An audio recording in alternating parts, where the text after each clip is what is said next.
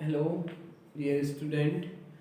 हमने जो जेनेटिक्स है उसमें हमने पढ़ लिया है जो मेंडल है उसका जीवन परिचय और उनके जो 7 लक्षण हैं वो मेंडल ने मटर के पौधे का चयन किया, क्यों किया वो पढ़ लिया, और उनके जो परिणाम हैं वो असफल हुई, क्यों हुई उसके कारण हमने पढ़े, और हमने एकल संकर संकरण द्विसंकर संकरण है उनको पढ़ा है। आज हम पढ़ेंगे जो मेंडल की वंशागति है उसके नियम। मेंडल की वंशागति के 3 नियम हैं। नंबर 1 पर आता है प्रभाविता का नियम। प्रभाविता का नियम, ठीक है। नंबर 2 पर है युग्मकों की शुद्धता का नियम। युग्मकों की शुद्धता का नियम, शुद्धता का नियम, या फिर इसे हम बोल देते हैं विसंयोजन। ये इसका तीसरा नाम है पृथक्करण। पृथक्करण, ठीक है। नंबर 3 पर आता है स्वतंत्र अपव्यूहन। अपव्यूहन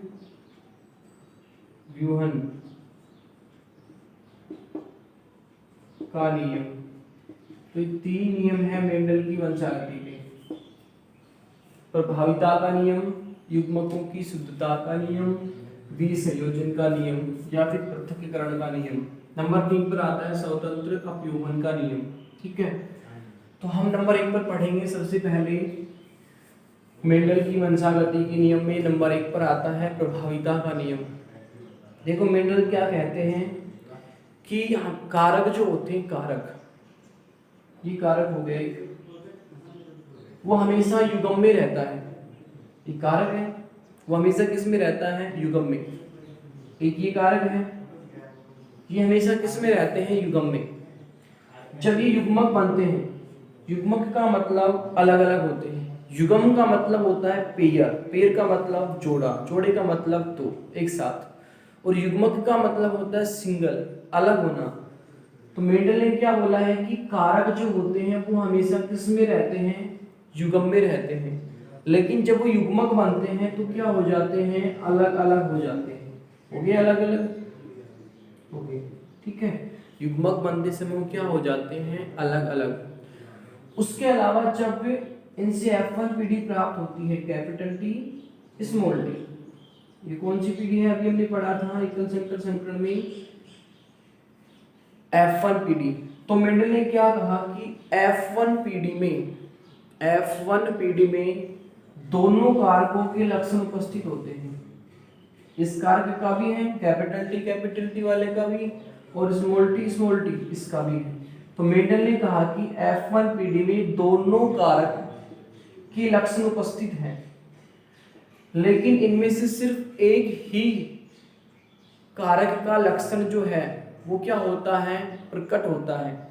एक ही कारक का लक्षण प्रकट होता है, और जो प्रकट होता है उसे हम बोलते हैं प्रभावी लक्षण। प्रभावी लक्षण यही बोला था ना हमने, यानी कि F1 पीढ़ी में दोनों कारकों के लक्षण उपस्थित हैं, कैपिटल टी के भी और स्मॉल टी के भी, लेकिन उनमें से सिर्फ एक ही प्रकट होता है। जो प्रकट होता है उसे प्रभावी लक्षण, और जो ये पूरा मतलब कि नियम है, मतलब कि जो प्रभावी लक्षण प्रकट होता है इसे ही हम बोलते हैं प्रभाविता का नियम।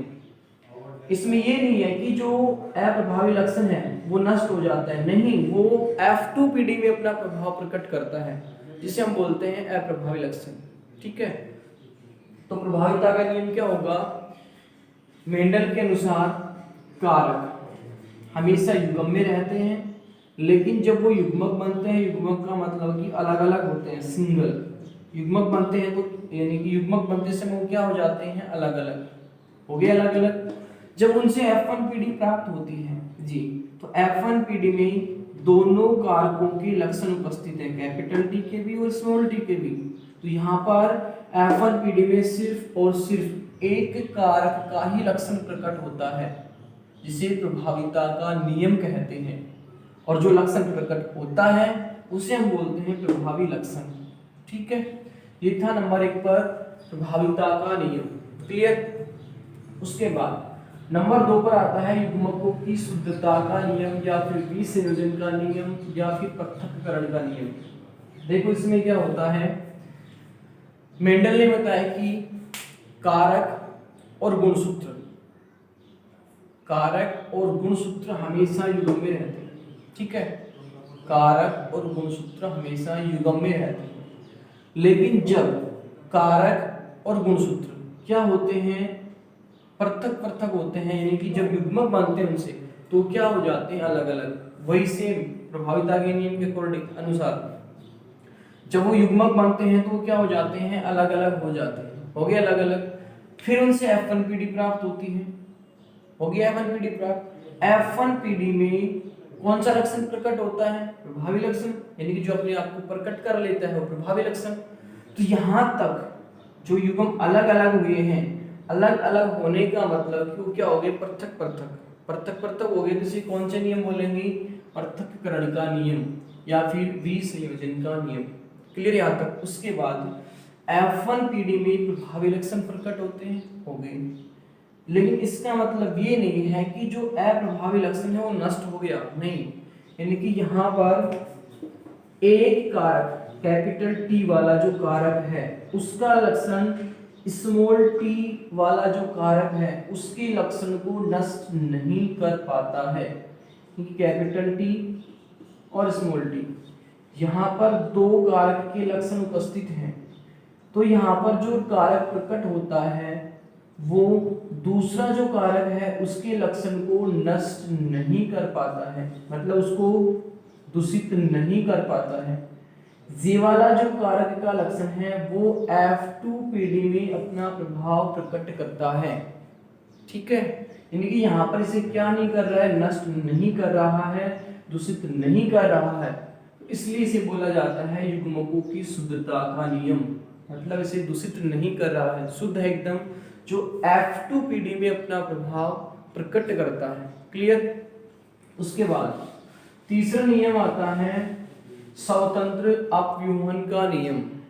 स्वतंत्र अपव्यूहन का नियम, इसमें मेंडल ने क्या बताया कि जब दो या दो से अधिक लक्षण capital R small capital Y small R small Y दो लक्षण हो गए, एक तो ये लक्षण गोल, एक ये लक्षण पीला, गोल और पीला। ठीक है, ये हो गया झुर्रीदार और ये हो गया हरा। मेंडल ने क्या कहा है स्वतंत्र अपव्यूहन के नियम में कि जब दो या फिर दो से अधिक लक्षण, दो इसमें दो हैं, या फिर दो से अधिक लक्षणों वाले पादप के बीच क्रॉस करवाया जाता है, दो या दो से अधिक लक्षणों वाले पादप के बीच क्रॉस करवाया जाता है, तो यहाँ पे क्या बनेगा, capital R Y small Y small R small Y. ठीक है, दो या दो से अधिक की लक्षणों वाले पादपों के बीच क्रॉस करवाया जाता है, तो उसमें प्रत्येक लक्षण की वंशागति जो है वो स्वतंत्र रूप से होती है। प्रत्येक लक्षण की वंशागति, जैसे कि यहाँ पर F1PD बनेगी capital R capital Y small R small Y. ठीक है, यहाँ पर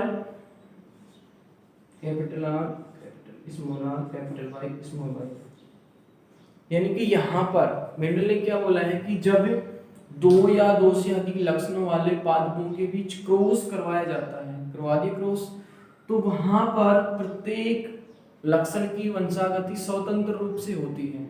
इसका मतलब ये नहीं है कि वो दूसरी लक्षण की वंशागति पर प्रभाव डालता, नहीं, प्रत्येक लक्षण की वंशागति स्वतंत्र रूप से होगी। यहाँ पर गोल पीले बन गए सारे के सारे, लेकिन इसके पश्चात F2PD में झुर्रीदार हरे बनेंगे, झुर्रीदार पीले बनेंगे और पीले हरे भी बनेंगे। तो प्रत्येक लक्षण की वंशागति कैसे होती है, स्वतंत्र रूप से होती है, इसलिए इसे यहाँ पर बोला गया है स्वतंत्र अपव्यूहन का नियम। ये इसका तीसरा नियम है मेंडल की वंशागति का। ठीक है, तो तीन नियम दिए थे, कौन से, प्रभाविता का नियम और युग्मकों की शुद्धता का नियम, स्वतंत्र अपव्यूहन का नियम। प्रभाविता के नियम में F1PD में प्रभावी लक्षण प्रकट होता है। युग्मकों की शुद्धता के नियम में F1PD में युग्मक बने अलग अलग पृथक हो गए, पृथक्करण का नियम। और जो F1PD में जो मतलब कि लक्षण प्रकट होता है, जो पादप बनता है, उसमें एक कारक का लक्षण दूसरे कारक के लक्षण को नष्ट नहीं करता है, दूषित नहीं करता है, इसलिए इसे बोलते हैं युग्मकों की शुद्धता का नियम। तीसरा स्वतंत्र अपव्यवहन का नियम। इसमें क्या होता है, दो या दो से अधिक लक्षणों की वंशागति करवा दो, प्रत्येक लक्षण की वंशागति स्वतंत्र रूप से होती है, जो दूसरे लक्षण की वंशागति पर कोई प्रभाव नहीं डालती है, जिसे बोला जाता है स्वतंत्र अपव्यवहन का नियम। ठीक है, ये दोनों नियम फर्स्ट और सेकंड सिंगल हाइब्रिड क्रॉस जो है एकल संकर संकरण पर लागू होते हैं, एकल संकर संकरण पर लागू होते हैं। और जो थर्ड है स्वतंत्र अपव्यवहन का नियम, ये लागू होता है डबल हाइब्रिड क्रॉस द्विसंकर संकरण पर। ठीक है, क्यों? क्योंकि इसमें तो क्या हो रहा है, सिर्फ एक ही लक्षण है और इसमें कितने हैं, दो या दो से अधिक लक्षण। क्लियर?